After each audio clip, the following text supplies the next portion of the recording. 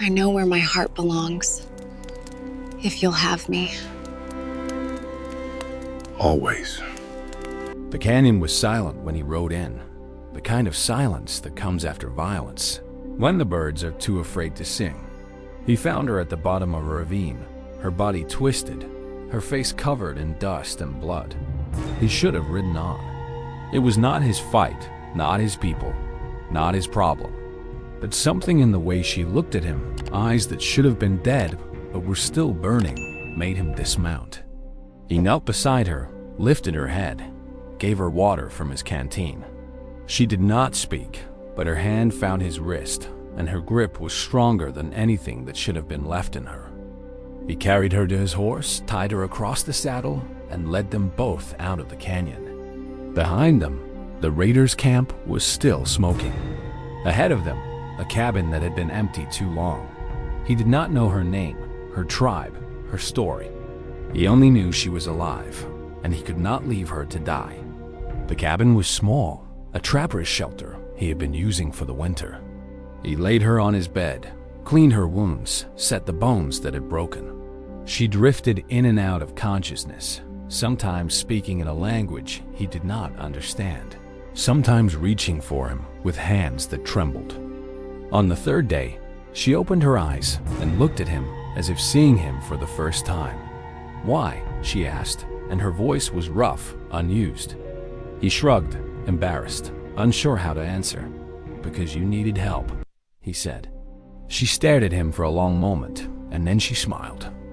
"You need a woman like me," she said.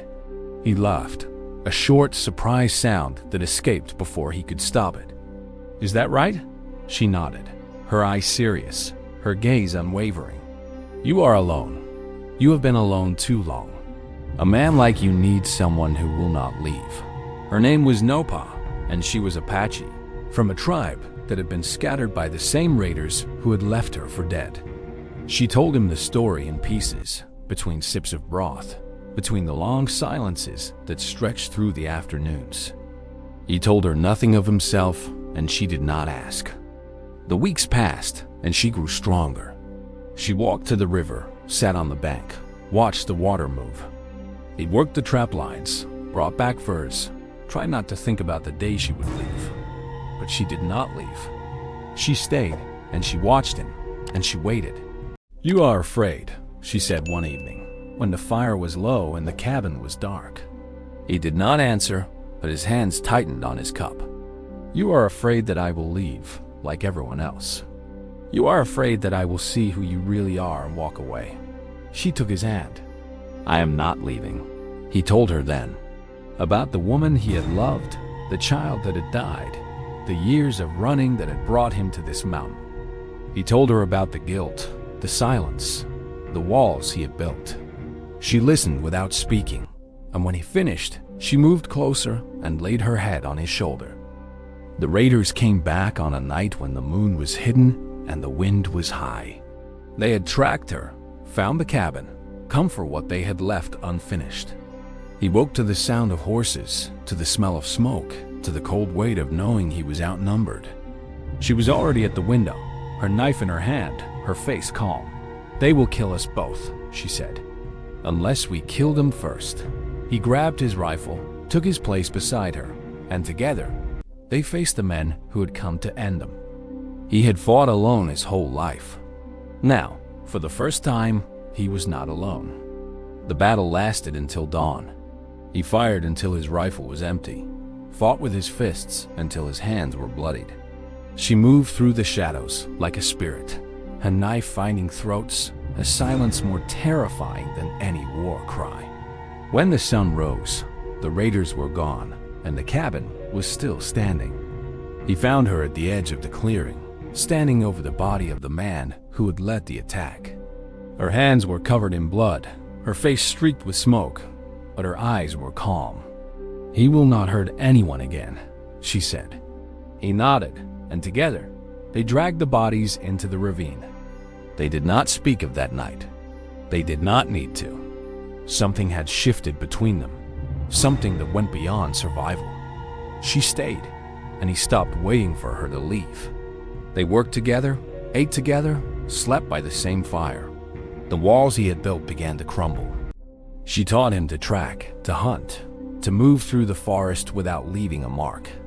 He taught her to read, to write, to speak a language that was not her own. They traded stories, songs, silences. And slowly, without either of them naming it, they became something neither had expected. A family. The winter was harsh, the snow deep, the cold unrelenting. They stayed inside, huddled by the fire, surviving on what they had stored. She told him about her people, the mountain she had grown up in, the grandmother who had taught her to be strong. He told her about his childhood, the farm, the dreams he had buried. In the spring, a rider came up the mountain. A man from the tribe, looking for survivors, looking for her. She stood on the porch, her hand in his, and watched the rider approach. "I could go back," she said. "I could return to my people, to the life I had before." He did not speak. He could not ask her to stay. She looked at the rider, then at the cabin, then at the man who had saved her life and then given her a reason to live. "Tell them I am dead," she said to the rider. "Tell them the raiders killed me. Tell them I did not survive." The rider looked at her, at him, and then he turned and rode away. He stood on the porch, watching the rider disappear into the trees, and he felt something he had not felt in years: hope. She came up beside him, took his hand, and leaned her head against his shoulder. "You needed a woman like me," she said. He turned, pulled her into his arms, and held her against his chest. "I needed you," he said. And in the quiet of the mountain, with the spring thaw beginning and the birds returning to the trees, a cowboy and an Apache woman who should have been enemies became something neither of them had ever thought they would find. They became home.